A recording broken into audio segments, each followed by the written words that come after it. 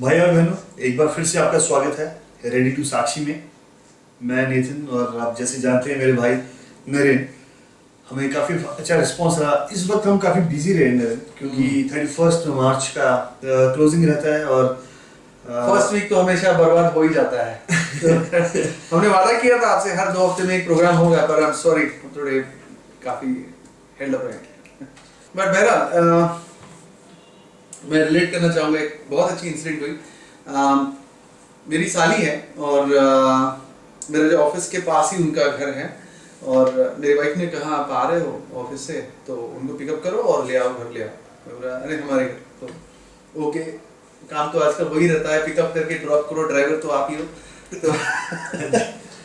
तो मैंने उन्हें पिकअप किया और रास्ते में जा रहे अचानक वो बोल पड़ी कि नरेन आप मसीह में हो, आप क्रिश्चियन हो, और आप लोगों में ये जो पुनर्जीवन जो कहते हैं रीइंकार्नेशन, हाँ जी रीइंकार्नेशन में आप लोग तो बिलीव नहीं करते। मैं बोला नहीं करता। तो वो बोले ऐसा क्यों? क्योंकि ऐसे काफ़ी इंसिडेंट्स हुए हैं, ऐसे काफ़ी कहते हैं ऐसी घटनाएं लोगों ने कही है कि उनको याद आया है कि वो पिछले जन्म में ये गांव में थे, वो शहर में रहे। उसके बारे में क्या, अगर उनका पुनर्जीवन नहीं होता, रीइंकार्नेशन नहीं हो रहा होता, तो उनको ये याददाश्त सब कहाँ से आ रही है? तो मैंने उनसे कहा कि ये आपने कैसे मान लिया कि वो पूरी तरह से सच भी है? ये भी हो सकता है कि वो झूठ ना बोल रहा हो, पर उनके मन की कोई मनगढ़ंत कहानी हो जो वो हकीकत में मानना चाहते हो, या तो कोई कहानी हो जो कहाँ से उन्होंने सुनी हो और जो उनके सबकॉन्शियस माइंड में बैठ गई हो। दूसरी बात ये भी हो सकता है कि उन्होंने कहीं पर कुछ पढ़ा होगा, या तो उनके एकदम मन की एकदम अंदरूनी ख्वाहिशें होंगी। जैसे काफी लोग का ये भी मानना है कि वो जो क्वीन क्लियोपेट्रा थे अपने पिछले जीवनों में, वैसे हजारों लोग कहते हैं कि वो पिछले अपने जीवन में रानी क्लियोपेट्रा थे अपने पिछले जन्मों में। तो क्या पॉसिबल है कि हजारों लोग अपने पिछले जन्म में क्लियोपेट्रा रहे? नहीं, बट ये कैसे आप जाने कि वो सही में है या पिछले जन्म का कुछ था भी? तो चुप हो गई। ये हकीकत नहीं हो, मैं गाड़ी चला रहा हूँ, उनसे बात हो रही। फिर मैंने पूछा देखो, ये जो पुनर्जीवन की जो बात है, वो पुनर्जीवन की बात पूरी इस पर निर्भर है कि जो कर्मा का जो कंसेप्ट है वो कितना सही है, गलत है, जो भी है। तो कर्मा के जो थियरी के अनुसार जो आप इस जन्म में जो आप बुरा करोगे उसका भरपाई अगले जन्म में करोगे, और ये जन्म में जो भुगत रहे हो पिछले जन्मों का आपका फल है। और जो अगर आपको अच्छा जीवन मिल रहा है तो पिछले जन्म का आपके अच्छे कर्म है, बुरा हो रहा है तो पिछले जन्म का बुरा कर्म का फल आप अभी भोग रहे हो। तो बोली हाँ। तो मैंने उनसे पूछा, ये आप भी पूछ सकते हो कि आपने कभी किसी से लोन लिया है? मैंने उनसे पूछा आपने कभी किसी से लोन लिया? Bank loan personal loan. अच्छा जो भी यार, रोज कॉल आता है। मैं कहता हूँ मुझे मालिया लोन चाहिए, तो विजय मालिया टाइप लोन चाहिए, बट देते नहीं है, क्या करें। एनीवे, तो मैंने उनसे पूछा आपने बैंक लोन कभी लिया? उसने बोला हाँ लिया है। तो मैंने बोला कि कभी आपने कोशिश किया है कि बैंक के पास जाओ और उनको पूछो कि मेरा कितना प्रिंसिपल मैंने पे किया, कितना उसका इंटरेस्ट की मैंने पे की है, कितना मेरा पेनल्टी आया है, कितना मेरा बाकी है प्रिंसिपल में से, इंटरेस्ट में से, आपको स्टेटमेंट मिलेगा? मैं बोला हाँ। बोली हाँ। मैं बोला फिर अभी आप मुझे बताओ कि आपके पिछले जन्मों का जो बैंक अकाउंट है कर्मा का, उसका कैपिटल, इंटरेस्ट, पेमेंट शेड्यूल सब कितना हो चुका है? Do you know? उसने बोला नहीं। तो यानी कि उस हिसाब से जो कर्मा है उसका theory is one of the worst bank accounts, bank account manager. तो बैंक मैनेजर से भी गया मिल रहा है। तो वो चुप हो गई, सोचने लगी कि कुछ है। फिर मैंने उनसे पूछा कि देखो अभी ऐसा है कि फर्ज करो, ये मैं ऐसा हो नहीं रहा, बट मैं बोला एग्जाम्पल दिया मैंने उनको कि आपकी जो सासू माँ है, यानी कि जो मेरी वाइफ की उनकी जो सासू माँ है, उन्होंने उनको मिसट्रीट कर रही है, यानी उनको कुछ गलत व्यवहार कर रही है, उनको मार रही है, पोस रही है, जो भी है। तो क्या हम ये मान सकते हैं कि ये तुम्हारे पिछले जन्म का बुरा कुछ है, तुमने किया होगा, पिछले जन्म में तुमने किसी को सताया होगा, तो इस जन्म में तुम्हारी सासू माँ तुमको सता रही है ना, यही मानते हैं। पिछले जन्म में सासू माँ थे और बहू को सताया। अब ये जन्म में तुम बहू हो और वही सासू माँ तुमको हैरान कर रही है। तो बोली हाँ पॉसिबल हो सकता है, यानी ऐसा हो नहीं रहा उनके साथ, बट मैं उनसे एग्जाम्पल पे बात कर रहा हूँ। और मैंने कहा एक बात बताओ, तो जब तुम्हें तुम्हारी सासू माँ अगर हैरान कर रही हो और बीच में कोई इंटरप्ट कर देता है, यानी बोलता है नहीं बहुत हो गया, जैसे कि तुम्हारा ससुर हुआ है, या तो चलो मैं गया और मैंने बोला ये क्या हो रहा है दोनों के बीच, इतने अच्छे अच्छे स्त्री हैं, क्यों झगड़ा कर रहे हो, मैं उनमें सुझाव सुलझा देता हूँ, सब कुछ है। तो जो ये मेरी साली है, उनको जो इतना जो कर्मों का जो फल जो उनको भोग रहा था, मैंने इंटरप्शन करने की वजह से इतने में खत्म हो गया। नहीं, this is how it works, ऐसे ही चलता है। तो जो बाकी का जो बचा हुआ वो उसको आज नहीं तो कल भरना पड़ेगा, किसी ना किसी स्थिति में उनको भरना पड़ेगा। आप समझे? तो अगर मैंने अच्छा भी किया, अगर आपके साथ कुछ बुरा हो रहा है और मैंने कुछ अच्छा करके मैंने आपको बुराई में से निकाला, और फर्ज करो कि उस समय जो आप भोग रहे हो वो आपके पिछले जन्म का फल है, तो मैंने आपकी जो कार्मिक जो रिपेमेंट सिस्टम है उसमें मैंने इंटरप्शन रुकावट ला दी, तो आपको आज नहीं तो कल भरना पड़ेगा। तो इसमें मैंने आपके साथ अच्छा ही किया या बुराई किया? तो थोड़ा सा कंफ्यूज हूँ। नहीं, बट ऐसे ही है। तो इसीलिए जब भी हम कहते हैं, जब भी आपको शायद याद होगा, शायद आपने भी सुना होगा, बचपन में जब हम मैं पढ़ा पला बड़ा सब हिंदू समाज में ही, तो ये इनके कर्मों का फल है। किसी को हम देखते थे कि ऐसा क्यों हो रहा है, मैं पूछूंगा ये ऐसा क्यों हो रहा है इनके साथ में, इनके कर्मों का फल भोग रहे हैं, और कोई अच्छा है तो पिछले जन्म में शायद अच्छा क्यों। तो भाई मैं आपसे एक सवाल पूछना चाहूंगा इसी में। हाँ, अगर पिछले कर्मों का फल भोग रहे हैं, तो जो पहली पीढ़ी होगी, जो सबसे पहले क्रिएशन, जैसे ब्राह्मण, वैष्णव, शूद्र और क्षत्रिय, तो जो सबसे पहले होंगे, तो उस सबसे पहली पीढ़ी के शूद्र ने क्या क्या कर्म किया होगा कि इसको तब तो काफी ये अभी मैं उतने डिटेल में तो नहीं जा सकता, मैं सिर्फ बता रहा हूँ, बट ये बहुत अच्छे आपने सवाल उठाया, उस पर काफी सवाल और है। देखते हैं कि हमारे जो लिसनर्स हैं इन्होंने कुछ सवाल उठाया, तो मैं शायद उसको एक्सप्लेन कर दूं, बिकॉज इसमें सवाल काफी उठते हैं। तो मैंने उनसे पूछा कि किसने अगर इंटरप्ट किया तो क्या वो अच्छा किया है बुरा किया?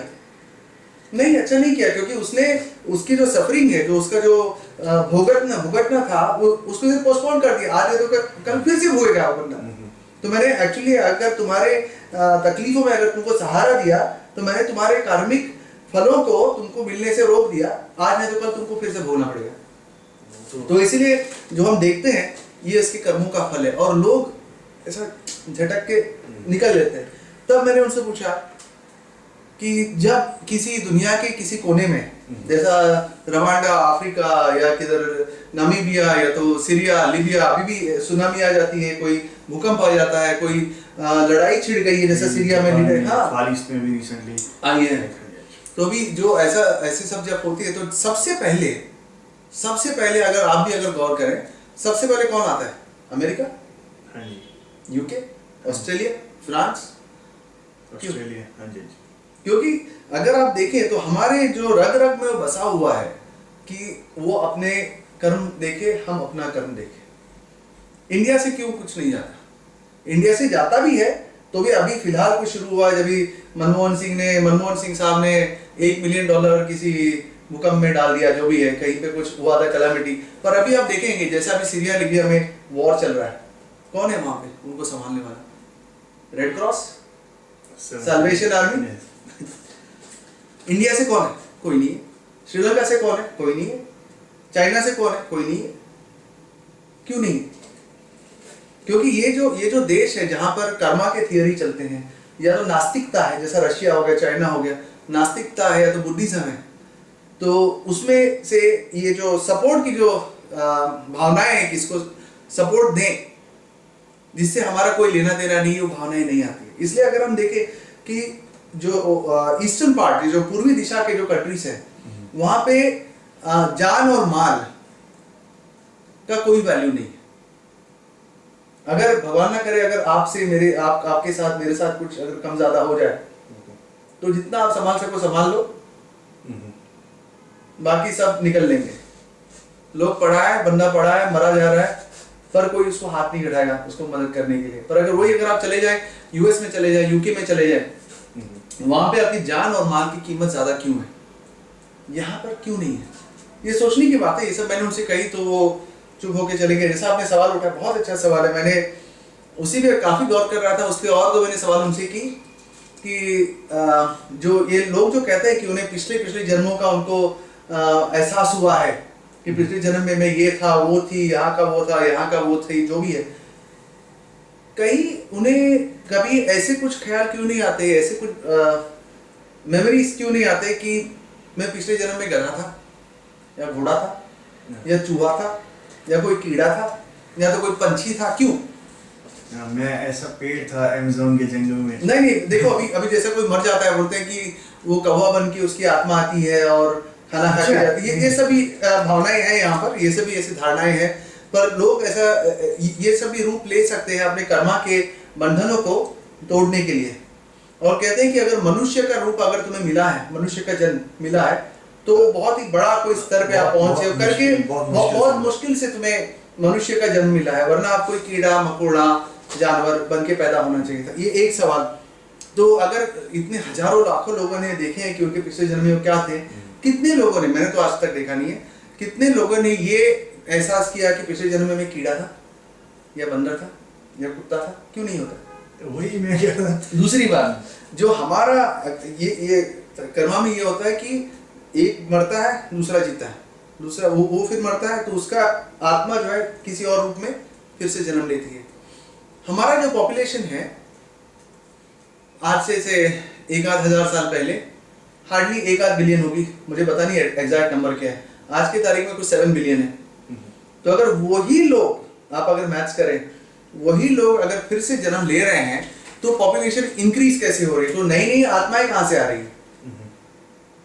ऐसे काफी सवाल आते हैं। एनीवे, ये मैंने छोटे सवाल करके छोड़ दिए। अभी देखते हैं अगर हमारे कोई सुनने वाले दर्शक हैं और उन्होंने सवाल उठाया तो उसका जवाब हम जरूर इसके बारे में सोच सकते हैं। जो भी आपने आखिरी में बात की दरअसल, हाँ, उससे एक और नया सवाल मेरे मन में आ रहा है। बोलिए।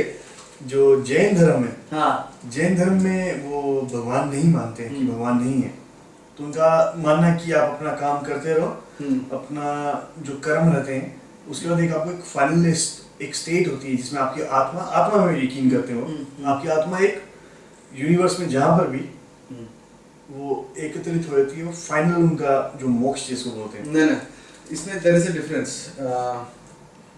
हिंदुइज्म में इन शॉर्ट में बता रहा हूँ, यानी मैं ज्यादा डीप में नहीं जा रहा, तो अगर हमारे कोई हिंदू भाई बहन अगर है और जो सुन रहे हैं, मैं आपका मजाक नहीं उड़ा रहा हूँ, ना ही मैं कोई मिसकोट करने की कोशिश कर रहा हूँ, मैं आपको एक शॉर्ट में थियरी दे रहा हूँ। तो मानना ये रहता है कि जब कोई डिफरेंट स्कूल्स ऑफ थॉट्स है, अगर इस्कॉन वाले अलग बोलेंगे, शंकराचार्य वाले अलग बोलेंगे, अलग अलग उनकी थियरीज है, बट एक पॉपुलर मानना ये है कि जब कोई मर जाता है और उसका मोक्ष जो कहते हैं, मोक्ष हो जाता है, तो वो जो ब्राह्मण जिसे कहते हैं, जो ये पूरे यूनिवर्स पूरा सृष्टि का जो पूरी यूनिवर्स उसके अंदर से निकल रही है, ब्राह्मणा उसमें लीन हो जाती है। जैसे कि एक बूंद पानी समुद्र में मिलने से अपना अस्तित्व खो देती है, उसी तरह से ये एक आत्मा ब्राह्मण में मिलके लीन हो जाती है। ओके। दूसरी बात है, जो जैनिज्म है या देखेंगे उसमें ऐसा होता है कि उसमें तो ब्राह्मण करके कुछ नहीं, क्योंकि वो देवी देवताओं में विश्वास नहीं करते। तो ये जो यूनिवर्स है वही है जो है। तो जब अगर आपका निर्वाणा का मतलब जानते हैं क्या है? पता है कि निर्वाणा का मतलब क्या है? निर्वाणा जो शब्द है, जब मैं यूएस गया था, मुझे वहां पर एक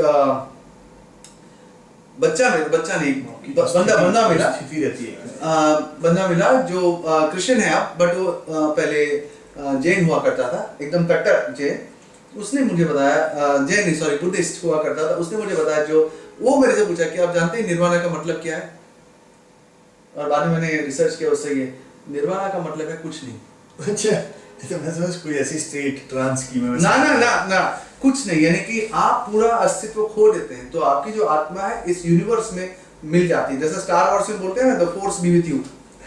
द फोर्स जो एनर्जी है, सब जगह में जो फैली हुई एनर्जी है, उस एनर्जी में आप मिल जाते हो। जिस तरह से हिंदुइज्म में ब्राह्मण में आपकी आत्मा लीन हो जाती है, उसी तरह से जैनिज्म में वो जो आपकी आत्मा है वो इस यूनिवर्स में, इस फोर्स में लीन हो जाती है। मतलब देखिए, अगर आपकी आत्मा फोर्स में लीन हो जाती है, आप अस्तित्व खो देते हैं। और ठीक है, हाँ। लेकिन वो सोल में बिलीव करते हैं, आप भी जानते हैं। हाँ। लेकिन अगर कोई क्रिएटर ही नहीं है हम्म। तो सोल कहाँ से आए? वो उसके अगर क्रिएटर नहीं है तो इसका मतलब एक नंबर होना चाहिए टोटल सोल्स का।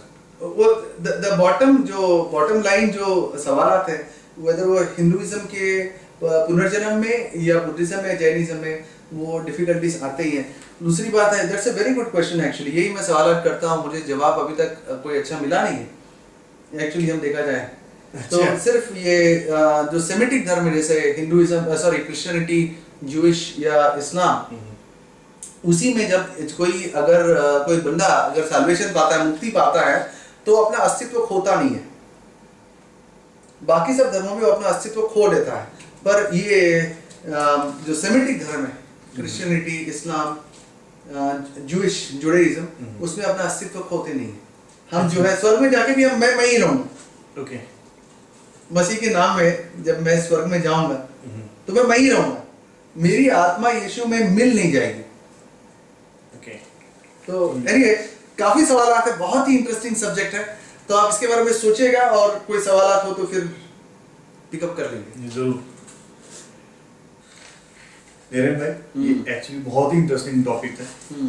अगर इसमें जाएं तो काफी लंबा समय जा सकता है, काफी घंटे निकल जाएंगे, लेकिन आपको पता भी थोड़ा 15 मिनट भैया दी है हमने। हाँ।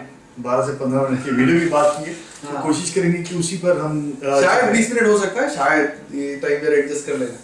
पिछली बार जब नरेन भाई मैं मिला था आपसे, हाँ। और इस बीच में काफी बिजी थे और काफी फंक्शंस भी थे, आपको पता था। ईस्टर अभी रिसेंटली निकला है, गुड फ्राइडे की भी छुट्टियां जो जनरली स्कूल्स में होती है। एक सवाल था, अगर मैं सरकार होती तो मैं उसको बैड फ्राइडे करके, किसको? जिसको गुड फ्राइडे बोलते हैं, मैं उसको डेफिनेटली उसको बैड फ्राइडे का नाम देती, बिकॉज मेरे हिसाब से वो गुड तो नहीं होना चाहिए। उस दिन आपका खुदा मर गया, वो गुड कैसे हो सकता है? It should be bad. तो मैं जानना चाहता हूँ इसको हम गुड फ्राइडे क्यों बोलते हैं? ये मेरा ही सवाल नहीं है। मेरे कई फ्रेंड्स हैं, मेरे ऑफिस में कई फ्रेंड्स हैं जो बोलते हैं कि अरे गुड फ्राइडे में आपको मैं विश करूँ, आपको हैप्पी गुड फ्राइडे करूँ या आई नो हाँ, मैं समझ सकता हूँ क्या बोल रहे हैं। ये तो काफी अच्छा सवाल है ब्रदर, जो आपने उठाई है कि गुड फ्राइडे क्यों कहते हैं, बैड फ्राइडे नहीं। और जो काफी हमारे जो दोस्त हैं, जो मेरे दोस्त हैं, और देखा जाए तो मेरा भी जहन में सवाल जब मैं बच्चा था तो मैं भी सोचता था हमारे जो प्यारे यीशु मसीह क्रूस पे चढ़ा गए उस दिन, तो उस दिन को हमें बैड फ्राइडे बोलना चाहिए था, हमको दुख मातम मनाना चाहिए था, हम उसको गुड फ्राइडे क्यों बोलते हैं? तो तभी उस पर काफी मैंने सोचा भी था, और 2-3 वर्सेस मेरे जहन में आ रही हैं। एक मिनट, ओके। मत्ती 16 में अगर हम देखेंगे कि जब यीशु मसीह कहते हैं कि अपने क्रूस पर चढ़ने का और उसके पुनरुत्थान के बारे में बोलते हैं, के बारे में कहते हैं, तब पतरस जो उनके साथ थे, उनका क्या रिएक्शन था आपको याद है? वो तो ऐसा कतई नहीं होना चाहिए, ऐसा कतई नहीं होना चाहिए। अगर यीशु मसीह के साथ हो तो मैं भी बोलता नहीं यीशु मसीह ऐसा नहीं, क्योंकि मैं आपसे बहुत प्यार करता हूं और मैं नहीं चाहता कि आप सफर करें। सोच भी नहीं सकता। पर यीशु मसीह ने उस समय उन्हें क्या जवाब दिया?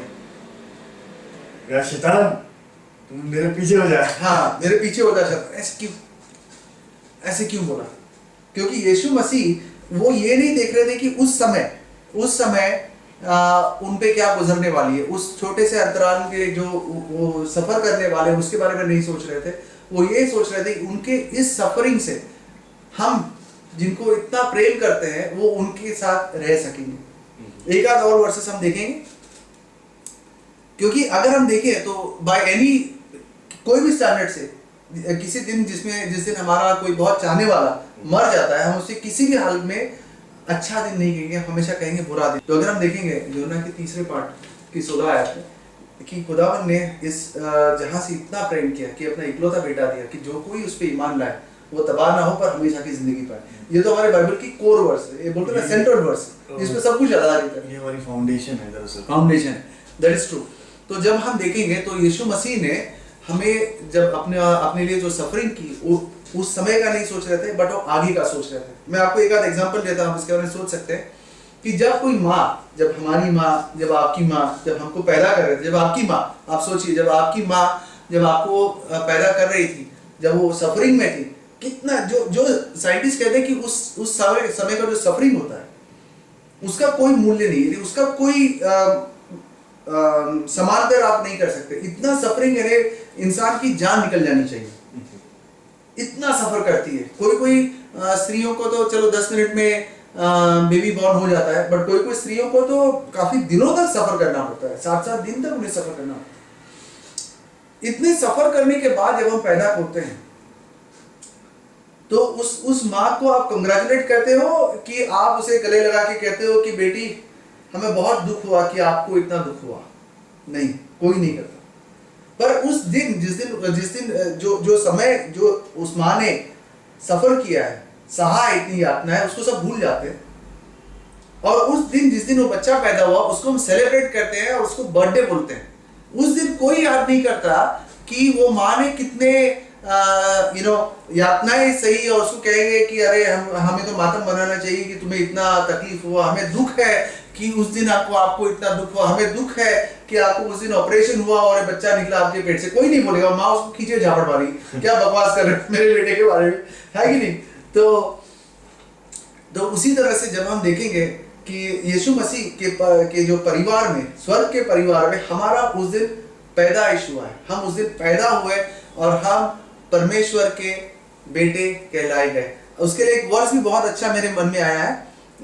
एफिशियंस की पुस्तक पहला चैप्टर के 5वें और 6वें आयत में हम देखते हैं कि हम परमेश्वर के एडॉप्टेड को क्या कहेंगे,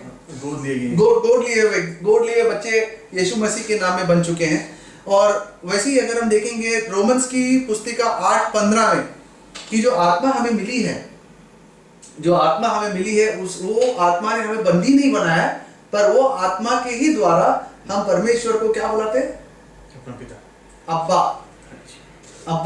अगर हम देखें नितिन भाई कि हमको सिर्फ मसीह में ही हमें ये एक अधिकार मिलता है परमेश्वर के द्वारा कि हम परमेश्वर को अपना पिता बुलाएं। ये ऊपर के लेवल की आपको खास एक अधिकार दिया जा रहा है। हाँ, खास एक अधिकार दिया। ये नहीं कि आप कौन हो जिसकी वजह से आपको परमेश्वर का बेटा कहलाने का हक मिला है, पर इस वजह से कि वो कौन है और यीशु मसीह ने आपके लिए, मेरे लिए और हम सब के लिए क्रूस पर क्या किया, उस वजह से हमको ये अधिकार मिलता है कि हम अपने आप को परमेश्वर के बच्चे कहलाएं। अगर आप देखेंगे कुरान में 5:18 आयत, उसमें लिखा गया है कि नहीं, जो यहूदी है और जो क्रिश्चियन है वो खुदा को पिता मानते हैं, पर आप ऐसा नहीं बोल सकते। मनाही है, आप खुदावन को पिता नहीं बोल सकते क्योंकि आप उसके सेवक हो। हाँ, मैं सेवक हूं पर मैं उनका बेटा हूं। हालेलुया।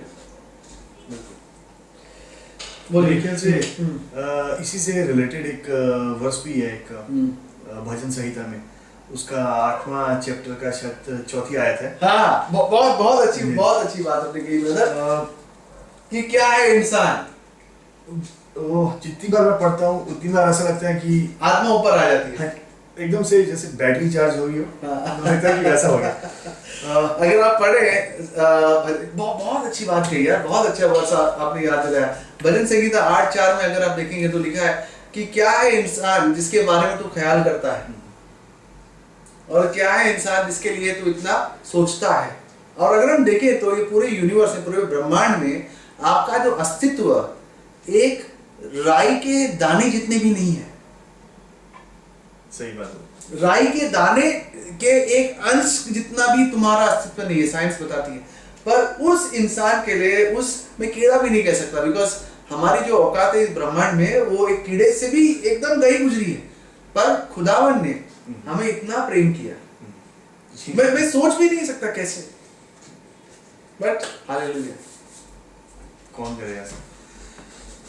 भाई अभी हमारे पास जैसे वक्त की थोड़ी कमी है, हाँ, एक बहुत इंपॉर्टेंट सवाल है वो मैं चाहता हूँ कि इसी एपिसोड में कवर किया जाए। हमारे भाई हैं ब्रदर क्रिस्टोफर फ्रांसिस, उनका एक सवाल है सबसे पहले भाई ने उन्होंने दरअसल इंग्लिश में लिखा है, मैं उसका तर्जुमा आपको हिंदी में उसकी ट्रांसलेट करके बताता हूँ। सबसे पहले उन्होंने बोला कि परमेश्वर की महिमा हो। कहते मैं ब्रदर जेरी थॉमस का एक वीडियो है उससे जा रहा था और उनको पता चला कि भी ऐसी कोई वेबसाइट है या रेडी टू साक्षी करके प्रोग्राम है कोई। हाँ। तो हालांकि अभी हम बात कर ही रहे हैं ईस्टर की और गुड फ्राइडे की, तो उनका सवाल है कि हम ईस्टर संडे क्यों बोलते हैं और रेजरेक्शन संडे क्यों नहीं बोलते, क्योंकि अभी कैसा है कई चर्चेस हैं जब या कई हमारे दोस्त हैं स्कूल में या कॉलेज में या कलीग्स हैं, वो आपको बोलेंगे हैप्पी ईस्टर नरेन, या बोलेंगे अरे ईस्टर एग कहाँ है आपका, या एवरीबॉडी नोज ईस्टर। हाँ, ईस्टर एग तो दुकान में भी काफी बिकती है, बच्चे ले आते हैं। जितने यहाँ पर पेस्ट्री शॉप्स है सब में ईस्टर एग बिकने शुरू होता है। बच्चे तो पेंट करके उनका वही टाइम पास होता है। लेकिन सवाल बहुत बहुत अच्छा सवाल पूछा है ब्रदर क्रिस्टोफर फ्रांसिस। उन्होंने पूछा कि ईस्टर और ये फिर ईस्टर संडे क्यों कहा जाता है ज्यादातर, रेजरेक्शन संडे, और रेजरेक्शन संडे क्यों नहीं बोला जाता। तो भाई इस पर अगर आप थोड़ी लाइट डालें तो अगर कुछ हमें बता सकते हैं इसके बारे में। राइट, बहुत ही उम्दा सवाल ब्रदर नितिन, बट इस पे 2-3 मैं पॉइंट्स बता सकता हूँ, फटाफट खत्म कर देंगे, नो प्रॉब्लम। कि पहली बात है कि जो ईस्टर जो वर्ड है वो एक वेस्टर्न वर्ड है। ओके, और ये प्रॉब्लम ये हो रहा है कि ये जो सवाल कहाँ से आए रेजरेक्शन संडे, लोग क्यों इसमें ऑफेंस मान रहे हैं, क्योंकि व्हाट्सएप पे, फेसबुक पे, इंटरनेट पे आई थिंक रिचर्ड डॉकिंस ने भी अपने पेज पर डाला हुआ था कि जो इश्तार व्हिच इज बेबीलोनियन गॉड थी, सेक्स और इश्तार थी। तो उनका कहना है कि इश्तार जो एक पेगन है, पेगन गॉडेस है, जो सेक्स और फर्टिलिटी की गॉडेस मानी जाती है, उनको कॉन्स्टेंटाइन ने ईस्टर बनाया। अच्छा ऐसा? हाँ, तो ईस्टर तो प्रॉब्लम ये है उसके अंदर भाई कि मुझे पता है कि बहुत सारे मेरे भी जानने वाले जो मेरे दोस्त हैं, भाई बहन हैं, वो इसको मानते हैं कि ईस्टर बना, पर बात ये एक दो उस पे 2 प्रॉब्लम आते हैं। पहली बात कि जो ईस्टर है वो एक वेस्टर्न वर्ड है और जो ईस्टर है वो एक ईस्टर्न वर्ड है। ओके, तो वो वर्ड ईस्ट से वेस्ट पे कैसे गए। दूसरी बात यह है कि यहाँ पर हम देखते हैं उसके ईस्टर बनी और क्या क्या सब, जैसा आपने बोला ईस्टर एग, और उसकी पिक्चर भी है, ईस्टर बनी होती है, सबके घर में जाके ईस्टर एग रखती है। जो इस्तार जो थी, जो बेबीलोनियन गॉडेस जो है, उनका जो फेवरेट एनिमल लायन हुआ करता था। अच्छा, कोई खरगोश नहीं था। अच्छा, और ना ही वो अंडे खाती थी। अच्छा, तो ये काफी चीजों का खिचड़ी पककर ये ईस्टर जो बनी है, बट इसका जितना तक जो साइंटिफिक एविडेंस है उसका ईस्टर के साथ में कोई संबंध नहीं। तो नरेन भाई मेरे को जैसा लग रहा है, जैसा आप मुझे बोल रहे हैं कि ईस्टर और ईस्टर, ये पता कैसा हो गया?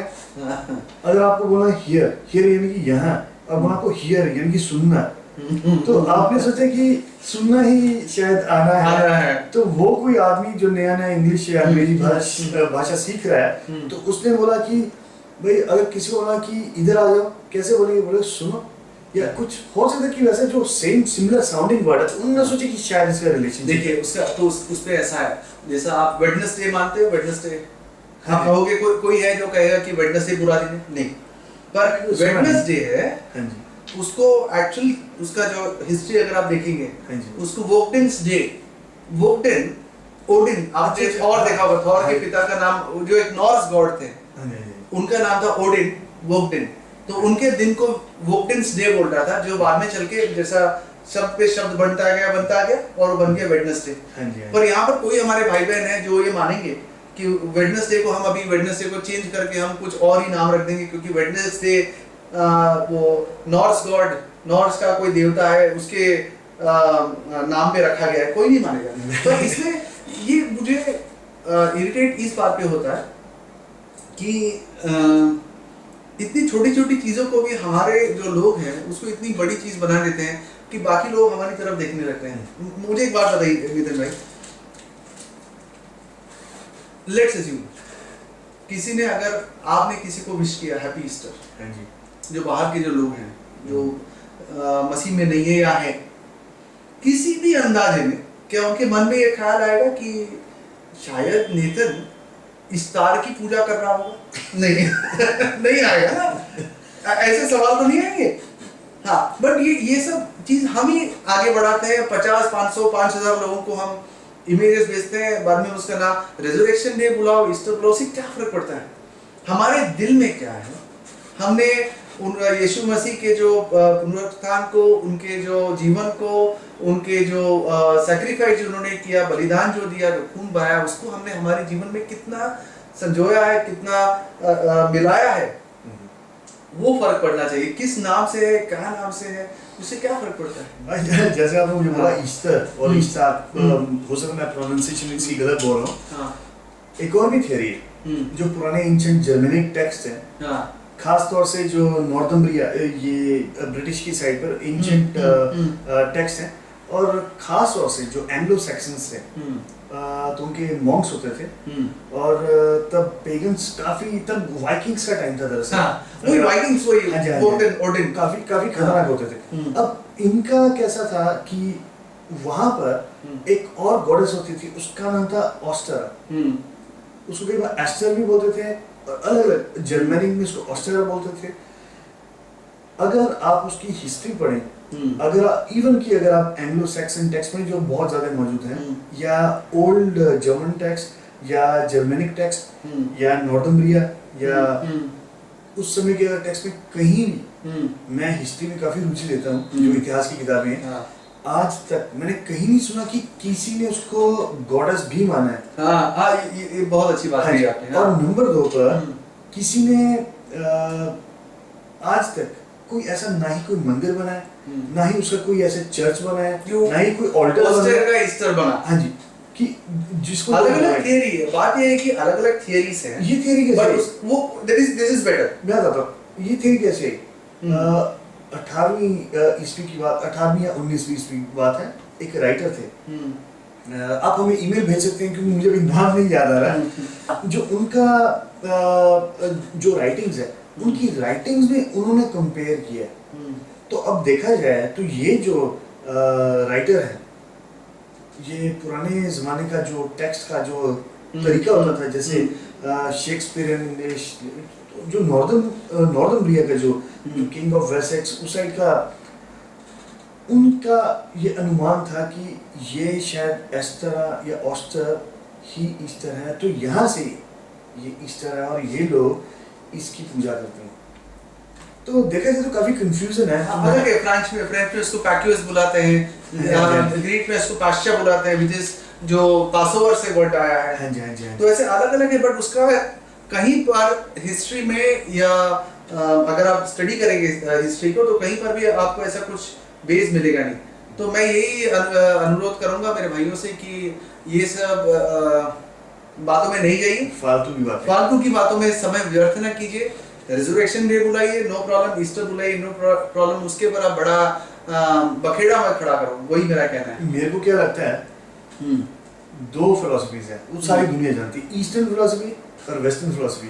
ऐसा लगता है जैसे कि ईस्टर्न फिलॉसफी सीरियक, जो सीरियक, माफी चाहूंगा, जो वेस्टर्न फिलॉसफी है, ऐसा लगता है कि क्योंकि काफी ज्यादा उन्होंने एक्सप्लोर किया और काफी ज्यादा पॉपुलर हो गई, और उसकी वजह से ये जो थियरीज है वो भी इतनी ज्यादा पॉपुलर होगी कि जो ईस्टर्न फिलॉसफी, जो सीरियक फिलॉसफी है, वो बिल्कुल बैठेगी।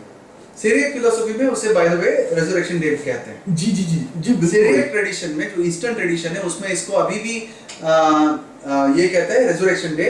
वेस्टर्न में कहते हैं ईस्टर, बट वेस्टर्न का काफी ज्यादा प्रभाव रहा, तो वो बैठ गया, वो उठ गया, और जो उसकी दुकान चल गई, इसकी दुकान बैठ गई। बट बॉटम लाइन तो वही है, क्यों हम बेकार में आपस में ये शुरू कर रहे हैं। नरेंद्र भाई, अब जैसे आप जानते हैं, अब समय आ गया है आपको अलविदा कहने का। कुछ सवाल ऐसे हैं जो मेरे दोस्तों ने भेजे हैं, जो कि बहुत इंपॉर्टेंट है। किस बारे में? जो आज हमने टॉपिक स्पेसिफिकली लिए खत्म नहीं हुए। हाँ जी, ये अभी खत्म नहीं हुआ ये टॉपिक, बिकॉज बहुत सारी चीजें जो हमें लगता है कि काफी इंपॉर्टेंट है और लोगों को पता होनी चाहिए और मालूम होना चाहिए, क्योंकि जैसे कि क्या रिजरेक्शन, अगर हम हिस्ट्री में जाए, चलो साइंस की बात है एक जगह, अगर हम हिस्ट्री में जाए, इतिहास की बात करते हैं, कहीं ऐसा तो नहीं किसी ने झूठ बोला, या फिर ऐसा क्या है कि अगर इतिहास की ही बात कर रहे हैं मानो, तो ऐसा क्या झटका दे दिया कि जो ईसाई नहीं थे वो भी ईसाई बन गए। वो भी ईसाई बने, और जो ईसाई नहीं थे और जो ईसाई नहीं बने उन्होंने भी resurrection के बारे मसीह में में आ गए। उनको भी बोला। हम एग्जाम्पल ले सकते हैं, जैसे कि फ्रैंक मॉरिसन बहुत ही माने हुए राइटर हैं, उन्होंने एक किताब बनाना चाहिए कि गलती ढूंढना चाहता हूँ, कि काफी रिसर्च किया है, और आप यकीन मानिए उन्होंने करते करते एक किताब ही लिख डाली कि यीशु मसीह की रिजरेक्शन पर। उस किताब का नाम बाय द वे है हु मूव्ड द स्टोन। हाँ, मैं सुना हूँ। अगर मैं गलत नहीं तो उनकी जो किताब लिख रहे थे, शायद उसका नाम था the book which took 21 years to write या 12 इयर्स टू राइट। मैं नाम चेक में अगले एपिसोड में जरूर बोलेंगे। यही नहीं, इसके अलावा कुछ और भी सवाल हैं जो अलग सवाल हैं, जैसे कि वननेस पेंटिकॉस्टलिज्म, विलियम ब्रानहाम का काफी कल्ट, मैं उसको कल्ट बोलना चाहूँगा। अगर आपको इस बात को सुन के थोड़ा अगर बुरा लग रहा है तो हम इसका जवाब ज़रूर देंगे कि क्यों इसको इस्तेमाल किया जा रहा है, इस स्पेसिफिक लफ्ज़ को, क्योंकि ये बहुत इंपॉर्टेंट है। और मुझे ऐसा लगता है कि काफ़ी लोग जो अंधकार में चल रहे हैं और ये समय आ गया है उनको इस अंधकार के बारे में जागरूक करने का। विलियम ब्रैनहम यकीनन पंजाब में Dove ministries, and time ministries, बहुत सारी मिनिस्ट्रीज है जो लोगों को नहीं भी पता है और उसको फॉलो कर रहे हैं, और ईमान के साथ जब गीत होते हैं। अभी मैं पहले वीडियो देख रहा था और जब गीत शुरू हुआ, मैं यकीन करिए हमारे चर्च तो ऐसे हैं जैसे लोग आते हैं तो जाते हैं, इसमें लोग रो रो कर छान करके और सबको पूरा पूरा गाना जुबानी याद। बहुत अच्छा लगा मुझे देखकर और दुख भी हुआ, क्योंकि मैं कहना चाहूंगा कि ऐसी आस्था गलत जगह में जा रही है, गलत जगह में जा रही है, समझिए। तो दोस्तों आप हमें ईमेल जरूर भेजिएगा। हमारा ईमेल एड्रेस है ready2sakshi@gmail.com, READY sakshi SAKSHI@gmail.com। And अगर आपको चाहते हैं कि आपका नाम लिया जाए, अगर नहीं चाहते हैं आपका नाम ना लिया जाए, हमें ईमेल में आप मेंशन कर दीजिएगा, हम नहीं लेंगे। और नरेन भाई अब तो थोड़ा आपके पास भी समय रहेगा, क्योंकि आपका फाइनेंशियल ईयर खत्म हो चुका है, सर्विस टैक्स भर दिया होगा आपने। तो दोस्तों हम मिलते हैं आपसे अगले हफ्ते, दोबारा मिलेंगे, और तब तक के लिए दुआ करते रहिएगा, और धन्यवाद, अलविदा।